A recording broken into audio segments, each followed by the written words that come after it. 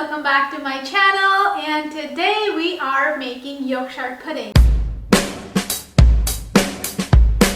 I'm making a small batch Yorkshire pudding, perfect for 2 people. This is a recipe I really like because the ingredients are simple, the steps are fairly easy, and can't think of anyone who does not like Yorkshire pudding. So let's get started.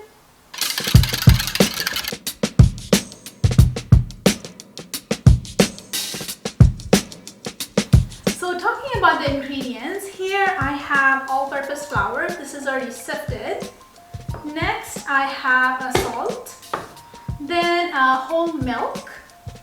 I also have some water, 1 egg, and cooking fat. You can do cooking fat with a high smoke point, such as beef drippings, bacon fat, lard, or vegetable oil. In my case, I'm using vegetable oil today.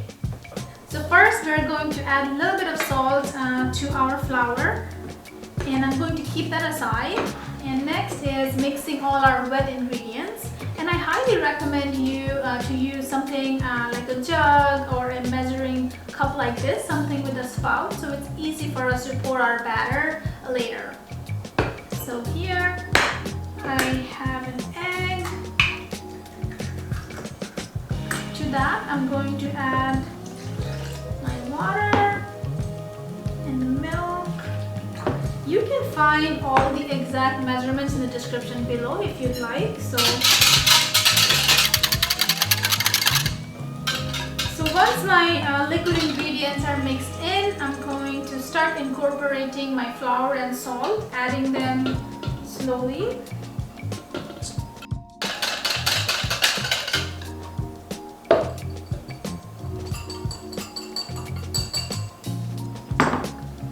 It's really important to make this batter really smooth. We're looking for a batter with no lumps, almost like a pancake batter. So looks like the batter is ready. It looks really smooth and everything is well incorporated. You can do this process in your blender as well. And next we're going to just let this rest in the fridge for like 15-20 minutes. If you want, you can make the batter ahead of time, a day in advance, and bake it when you are ready. So while our batter is resting in the fridge, let's go ahead and prepare our muffin tins and preheat our oven at 425. So first we are going to grease our muffin tins. I'm only making 4 today, so adding about half a teaspoon of vegetable oil in here. And I am going to take my muffin tin in my oven and preheat it until the oil starts to smoke. And this step is really important. You want to make sure you're preheating your muffin tin in the oven. So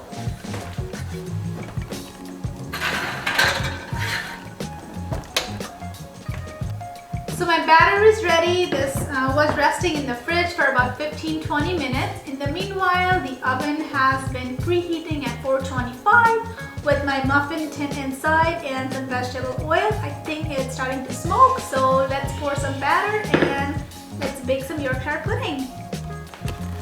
So this is going to be really hot. Be extra careful.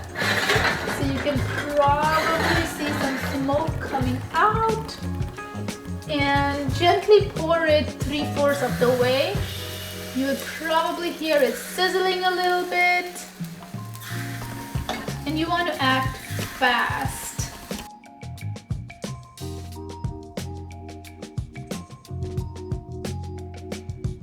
Right?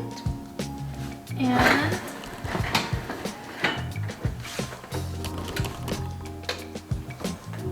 so the Yorkshire pudding is in the oven now. It's going to bake for about 15-20 minutes until it really rises up and the outside becomes really golden, a little brown and crispy. All right. So looks like our Yorkshire pudding's done. As you can see, it's puffed up beautifully. The top is golden, exactly how I want it, and should be really delicious. So these are best served when served immediately and warm. warm, so let's go ahead and plate them up. So I'm going to use my knife to carefully remove it.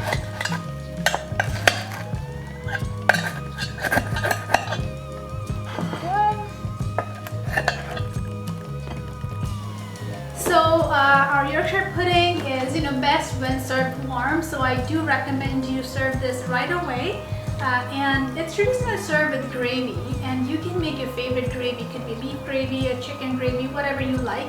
I personally like this by itself, but feel free to do whatever your heart desires. But again, this is such a yummy recipe, and I really hope you will give this a try. All the descriptions and ingredients are listed below, so do check that out, and I will see you next time. Bye!